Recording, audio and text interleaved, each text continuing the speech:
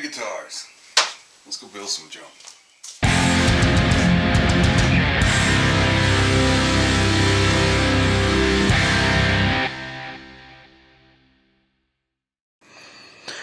Now, the one thing I want to do before I put the top cookie on is do a little bit of fret dressing, at least up close to the body,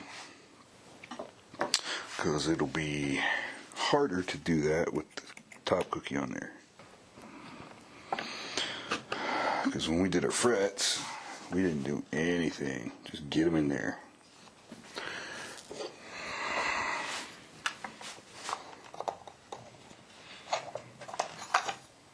Yep, we got a little bit of work to do there. Well, that doesn't have to be done right this minute. If the point of this wasn't clear, our pickup's going to be about right there, and routing to that makes it so that when we do route the pickup cavity, we'll already have that there. And we did it so we could avoid cookie holes, so I don't have to cover anything up. Smart. All I'm really looking to do here at the moment is round off the ends. And not a huge amount. Just enough that later when we polish, they'll smooth up and be, you know, comfy. It's a crimson file, safety file.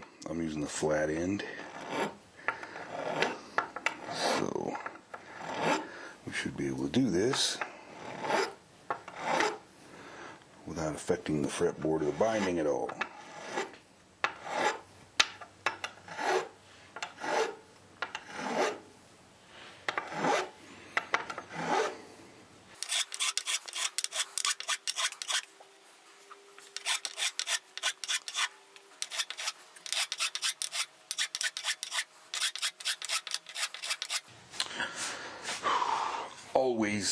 Always do a dry run. Clamping up. Especially something crazy like this. Alright, before all that happens, I'll squeegee clamp corners and make sure we're in the right place, and then we'll start tacking on cauls and hope everything pulls together. Ow.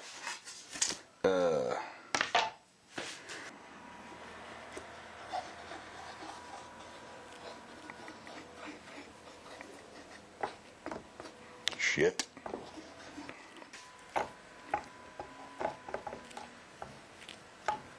God. I made a mess. How not to glue up an ice cream sandwich.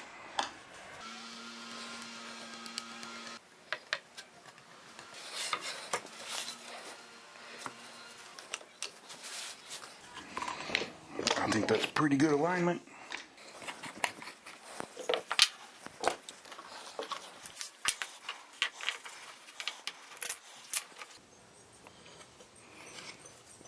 The next day. It's a new day. Now that we got this done, the body is one single solid piece.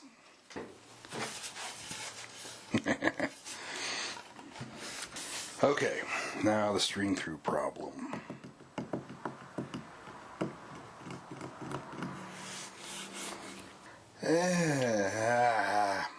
Cookie holes continue to cause problems. Because the top cookie has been shifted forward now, the pattern doesn't match the back cookie. Okay, well, it matches, but it's offset. So the bridge is going to be right here. I would like for string throughs to be no closer than, 2 inches to the bridge, but we're not going to be able to do that unless we do it way the hell back here, which I really think would look super goofy. So I was thinking, have my string throughs match the line of the cookie holes just in front of these.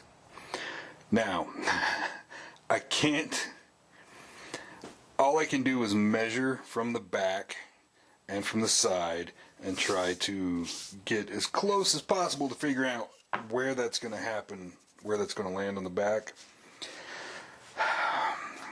Now, that's looking at the width of the neck blank, not the string trail, which will be a little bit inside of that. But as is, it looks like one of these ferrules is going to wind up right there, which is gross. Now that can work. However, I'm terrified that we will drill through from the front and come out in some weird location, and then we'll be in trouble. But I think we're going to wind up somewhere like that.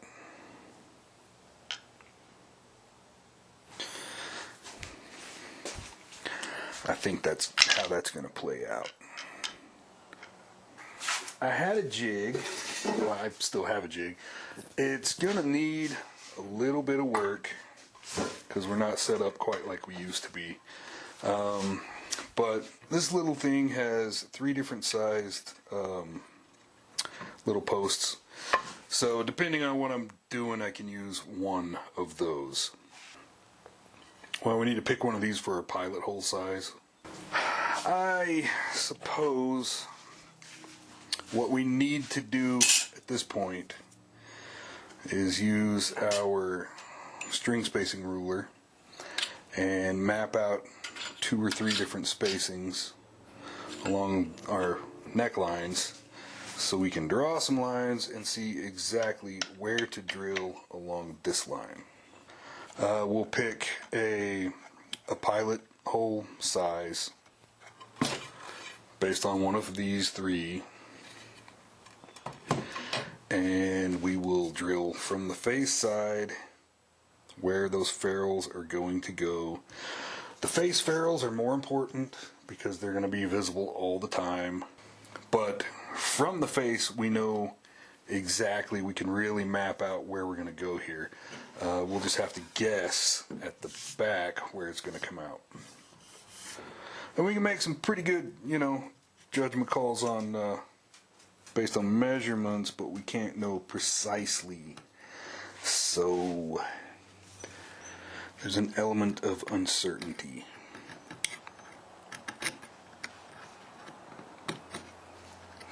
We don't like uncertainty,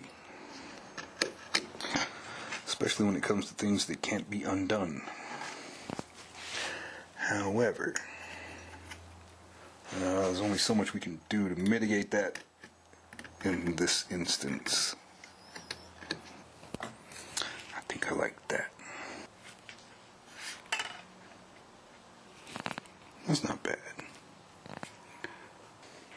Okay, now with those, we're gonna need string lines.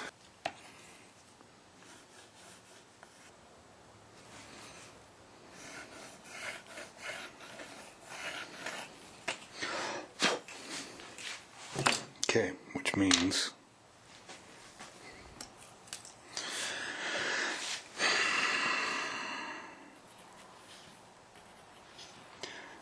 I have the 6 points that we need to drill through. And assuming those don't look too scary on the back, they're going to look too scary on the back, but I think we're going to have to just go for it. That's pretty damn close to what I expected. And that's going to be about right there. Ay, ay, ay. Next thing, our guide hole. The hole that goes through the whole body, we want to be the size of that opening. If the hole that goes all the way through is, it doesn't really matter on this side because, the ferrule funnels down and you're never going to be going the other direction. But when it comes to coming out, We want our hole that goes through to be about as small as the opening here, so that, I mean, if your through hole is wider, then you'll keep stabbing around the lip of that, and instead of going through, you'll be hitting the outside, and it'll drive you nuts trying to get the damn string to go through. So we need a pretty damn small guide hole. This guy might work, but I'm afraid we're going to have to go with that 7/64ths, which is pretty damn small. Now, I don't know. Let's see if my 7/64ths drill bit is even long enough to go through the whole damn body, because I don't want to try to marry it up on the other side. 7/64ths. Okay. Yeah. Yep. Now, let me double check everything again, because right now the lines I've got drawn for this, we've got a little more, we're a little more off the line on the high E than we are on the low E, and that's no damn good. Well, we're poking holes now.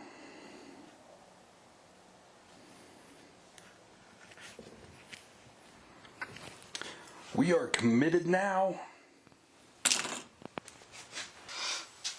Okay. Got me up here. I made sure we are level on both axes. I had to use a 2x to clamp everything in place. I want everything clamped down. Make sure that we are perfectly lined up with that hole so there's no deflection in that bit. And we're going to take a little tiny bite at a time until we get through. And it's probably a little late now to try to measure, but I think there should be enough bit there to make it all the way through. And here goes everything.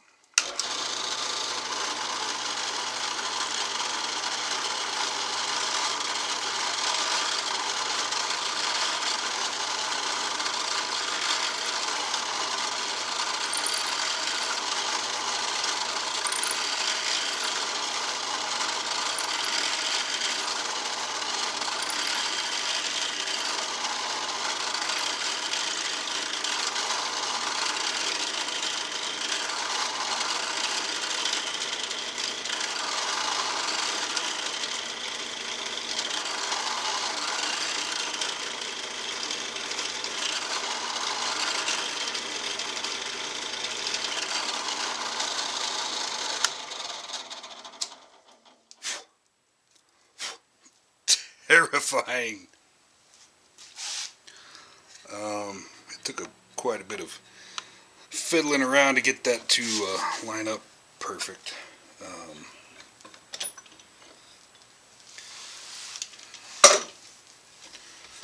Well, seemingly perfect.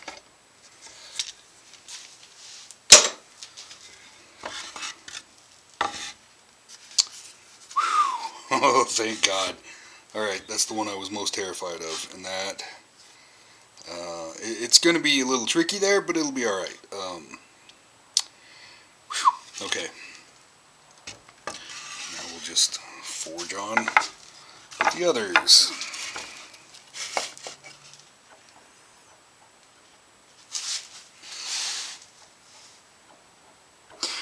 Can't really tell from this side, but from this angle, there's a slight deflection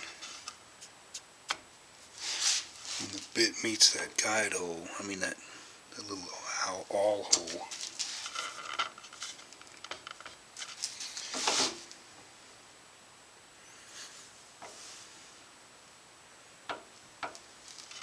Just a tiny bit, and I need it to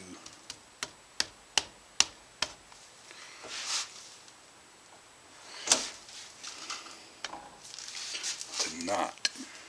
I want it as completely straight as it could possibly be when it hits and starts.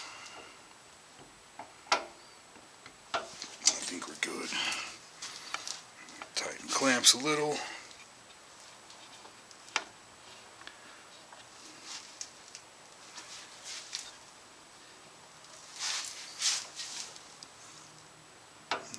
still alright. I think we're good.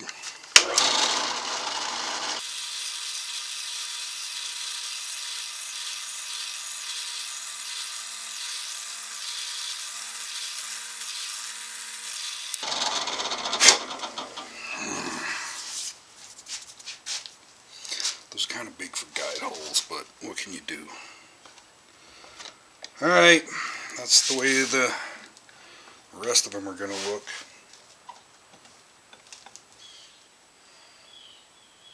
It's not perfect on the back, but it's pretty damn close.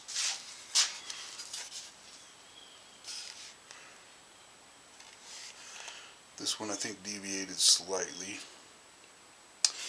but just a little bit. It'll be alright.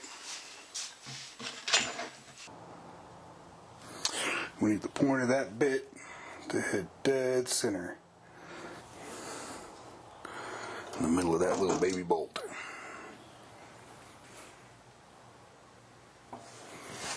Okay.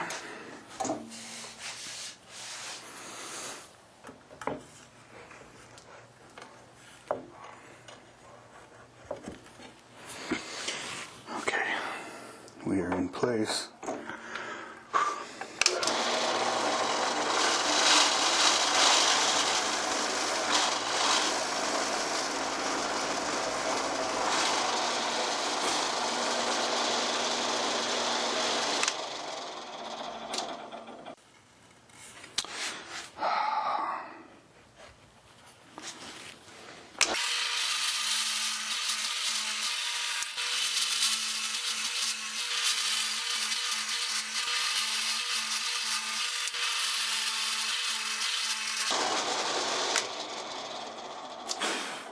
Now, I can already tell we are off ever so slightly.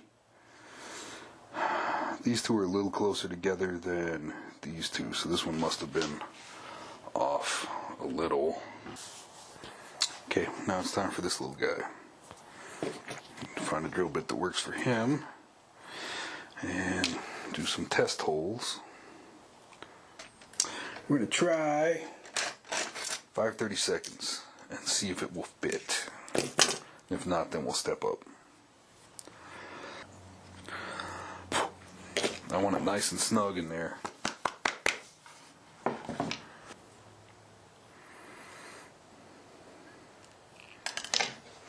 No! Shit. I was about to say, with my filthy shop, it'll take me weeks to find it down there, but that is definitely snug. We'll step up and try. Okay. We're going to go with the larger hole.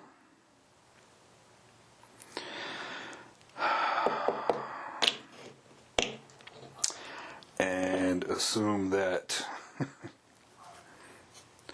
finish is going to give us just enough thickness to make it snug. And then when we're completely done, we will maybe use just a tiny bit of super glue or epoxy to put him in.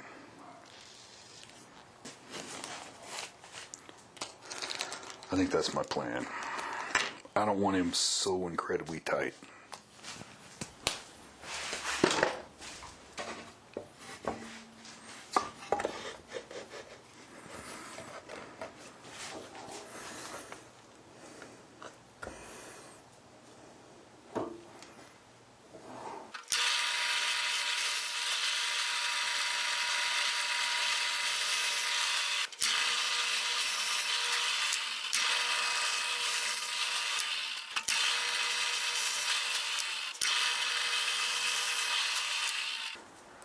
And just like that, we got string throughs.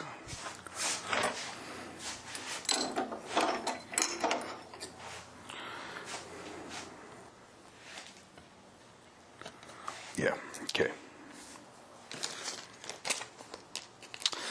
Okay, now we need a nut.